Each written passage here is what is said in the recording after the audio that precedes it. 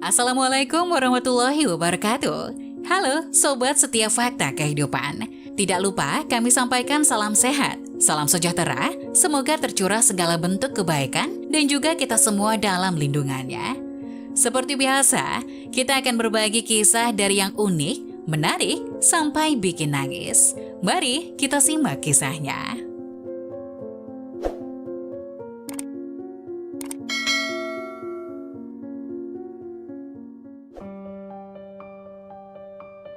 Kisah nyata tentang seorang pramugari dan kakek tua.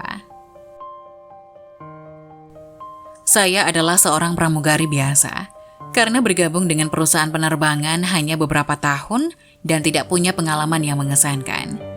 Setiap harinya hanya melayani penumpang dan melakukan pekerjaan yang monoton. Pada tanggal 17 Juni lalu, saya menjumpai suatu pengalaman yang membuat perubahan pandangan saya terhadap pekerjaan maupun hidup. Hari ini jadwal perjalanan kami adalah dari Shanghai menuju Peking. Penumpang sangat penuh pada hari ini. Di antara penumpang, saya melihat seorang kakek dari desa, merangkul sebuah karung tua dan terlihat jelas sekali gaya desanya.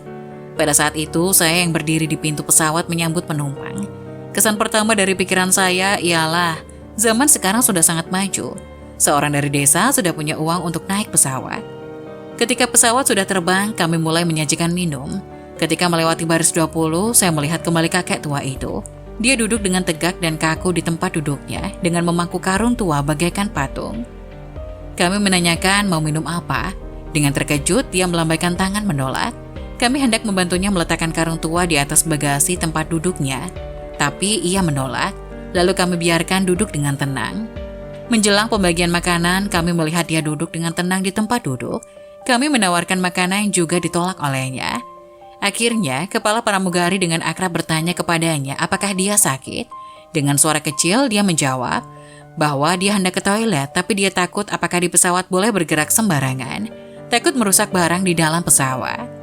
Kami menjelaskan kepadanya bahwa dia boleh bergerak sesuka hatinya dan menyuruh seorang pramugara mengantar dia ke toilet. Pada saat menyajikan minum yang kedua kali, kami melihat dia melirik ke penumpang sebelahnya dan menelan ludah.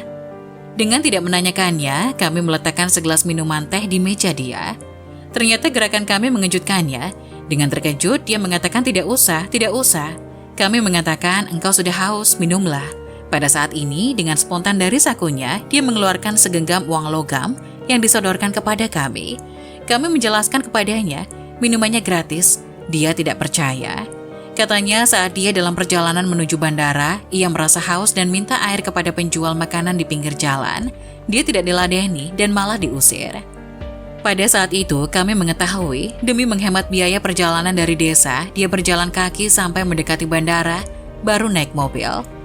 Karena uangnya yang dibawa sangat sedikit, hanya bisa meminta minuman kepada penjual makanan di pinggir jalan, itu pun kebanyakan ditolak dan dianggap sebagai mengemis. Saat kami membujuk dia terakhir, dia percaya dan duduk dengan tenang meminum secangkir teh. Kami menawarkan makanan tapi ditolak. Dia menceritakan bahwa dia punya 2 orang putra yang sangat baik. Putra sulungnya sudah bekerja di kota, yang bungsu sedang kuliah di tingkat 3 di Peking. Anak sulung yang bekerja di kota menjemput kedua orang tuanya untuk tinggal bersama di kota.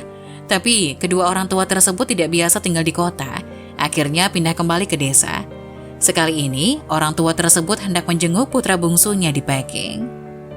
Anak sulungnya tidak tega, orang tua tersebut naik mobil begitu jauh, sehingga membelikan tiket pesawat dan menawarkan menemani bapaknya bersama-sama ke Peking. Tapi ditolak olehnya karena dianggap terlalu boros, dan tiket pesawat sangat mahal. Dia bersikeras dapat pergi sendiri. Akhirnya dengan terpaksa disetujui oleh anaknya. Dengan merangkul sekarung penuh ubi kering yang disukai oleh anak bungsunya, ketika melewati pemeriksaan keamanan bandara, dia disuruh menitipkan karung tersebut di tempat bagasi. Tapi dia bersikeras membawanya sendiri. Katanya, jika ditaruh di tempat bagasi, ubi tersebut akan hancur. Anaknya tidak suka makan ubi yang sudah hancur. Akhirnya kami membujuknya meletakkannya karung tersebut di atas bagasi tempat duduk. Akhirnya dia bersedia, dengan hati-hati dia meletakkan karung itu. Saat dalam penerbangan, kami terus menambah minuman untuknya. Dia selalu membalas dengan ucapan terima kasih yang tulus, tapi dia tetap tidak mau makan, meskipun kami mengetahui sesungguhnya dia sudah sangat lapar. Saat pesawat hendak mendarat dengan suara kecil, dia menanyakan saya, apakah ada kantongan kecil, dan meminta saya meletakkan makanannya di kantong tersebut. Dia bilang bahwa dia belum pernah melihat makanan yang begitu enak. Dia ingin membawa makanan tersebut untuk anaknya. Kami semua sangat kaget. Menurut kami, yang setiap hari melihat makanan yang begitu biasa, di mata seorang desa, menjadi begitu berharga. Dengan menahan lapar, disisihkan makanan tersebut demi anaknya. Dengan terharu, kami mengumpulkan makanan yang masih tersisa, yang belum kami bagikan kepada penumpang, ditaruh di dalam sebuah kantongan, yang akan kami berikan kepada kakek tersebut. Tapi di luar dugaan, dia menolak pemberian kami. Dia hanya menghendaki bagian dia yang belum dia makan, tidak menghendaki yang bukan miliknya sendiri. Perbuatan yang tulus tersebut benar-benar membuat saya terharu dan menjadi pelajaran berharga bagi saya. Sebenarnya kami menganggap semua hal sudah berlalu, tapi siapa yang menduga pada saat semua penumpang sudah turun dari pesawat, dia yang terakhir berada di pesawat. Kami membantunya keluar dari pintu pesawat. Sebelum keluar, dia melakukan sesuatu hal yang sangat tidak bisa saya lupakan seumur hidup, yaitu dia berlutut menyembah kami, mengucapkan terima kasih bertubi-tubi. Dia bilang bahwa kami semua adalah orang yang paling baik yang dia jumpai. Kami di desa hanya makan sehari sekali dan tidak pernah meminum air yang begitu manis dan makanan yang begitu enak. Hari ini kalian tidak memandang hina terhadap saya dan meladeni saya dengan sangat baik. Saya tidak tahu bagaimana mengucap terima kasih kepada kalian. Semoga Tuhan membalas kebaikan kalian dengan menyembah dan menangis. Dia mengucapkan perkataannya. Kami semua dengan terharu memapahnya dan menyuruh seorang anggota yang bekerja di lapangan membantunya keluar dari lapangan terbang. Selama 5 tahun bekerja sebagai pramugari, beragam penumpang sudah saya jumpai, yang banyak tingkah, yang cerewet dan lain-lain. Tapi belum pernah menjumpai orang yang menyembah kami. Kami hanya menjalankan tugas kami dengan rutin dan tidak ada keistimewaan yang kami berikan. Hanya menyajikan minuman dan makanan. Tapi kakek tua yang berumur 70 tahun tersebut sampai menyembah kami mengucapkan terima kasih sambil merangkul karung tua yang berisi ubi kering dan menahan lapar menyisihkan makanannya untuk anak tercinta. Tidak bersedia menerima makanan yang bukan bagiannya. Perbuatan tersebut membuat saya sangat terharu dan menjadi pengalaman yang sangat berharga buat saya. Nah, bagaimana menurut kalian? Jangan lupa tulis pendapat kalian di kolom komentar ya.